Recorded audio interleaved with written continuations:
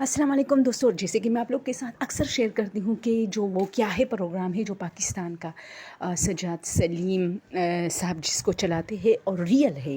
ये तो मैं आप लोगों को 100% बता रही हूँ कि उसका प्रोग्राम रियल है। बाकी का मुझे नहीं पता, बाकी प्रोग्राम्स जितने भी चैनल्स पेश करें, जैसे राज जो कि हम चैनल पे होता है, असल में मुझे पता नहीं है। मैं किसी चैनल का बुरा भला नहीं कहूँगी कि भाई ये झूठ है ये, लेकिन उसका मैं कंफर्म नहीं हूँ और ना मुझे पता है, ना मैंने कभी देखा है। उनके प्रोग्राम थोड़े बहुत टच किए थे, लेकिन जो मज़ा मुझे वो क्या है प्रोग्राम से मिलता है वो किसी और से ना। इसको आपको पता है बहुत सारे पॉडकास्ट में बुलाया गया है सज्जाद सलीम को, उनके साथ जितने भी वाक़यात हुए हैं रियल है। मुझे अच्छा लगता है वो बंदा कि वो रियलिटीज़ पर शो करते हैं। जैसे मैं आप लोगों को बता रही हूँ कि मेरे चैनल पर जितने हॉरर स्टोरीज़ है वो रियल वाक़यात है। इसको मैं स्टोरी का नाम नहीं देती, ये वाक़यात है जो लोगों के साथ पेश आए।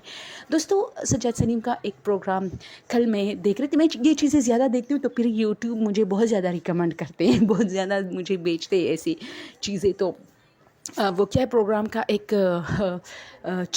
एपिसोड है, मुझे नहीं पता कि ये अभी अभी था या बहुत पहले, लेकिन उसमें सज्जाद सलीम साहब बताते हैं कि एक टीचर है, वो डॉक्टर भी है, प्रोफेसर है, और वो कहता है कि मैं एक लड़की जो सादिया नाम की, नाम भी लिया था उसने, वो जो मेरी स्टूडेंट थी उसको ट्यूशन पढ़ाने में जाता था। तो एक दिन में इसी तरह हुआ कि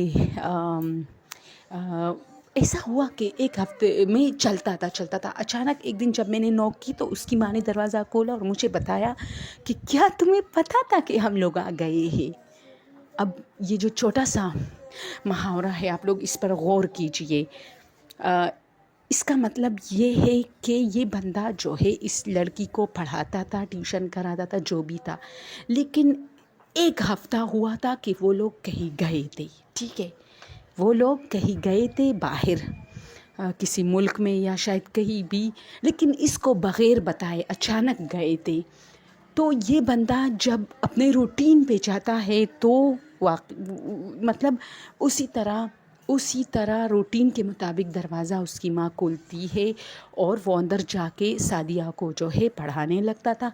और एक हफ़्ता वो कहते हैं कि मुझे तो नहीं पता कि कब से ये लोग नहीं थे, लेकिन फिर उस औरत को मैंने बताया कि क्यों आप लोग कहाँ गए थे, मैं तो आ रहा हूँ रूटीन पे। उसने कहा नहीं बेटा, आपको गलतफहमी हुई है, हम एक हफ़्ते से नहीं थे।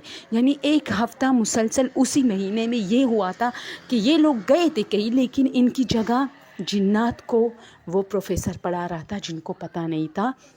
और उसी शक्ल में वही सादिया थी, ना उसके हाथ पाँव वो थे मतलब मुड़े हुए, ना कुछ उल्टे सीधे, कुछ भी नहीं। वो कहता है कुछ भी नहीं, यानी कुछ भी ऐसा नहीं मैंने नोट किया था कि मैं लोगों को बताऊं कि हाँ, जिन्नात के जो है पाँव हर चीज़ पर उनका कंट्रोल होता है, चेंज कर सकते, किसी के बेस में भी आते हैं, लेकिन वो अपने पाँव चेंज नहीं कर सकती। इस चीज़ों में रियलिटी नहीं है।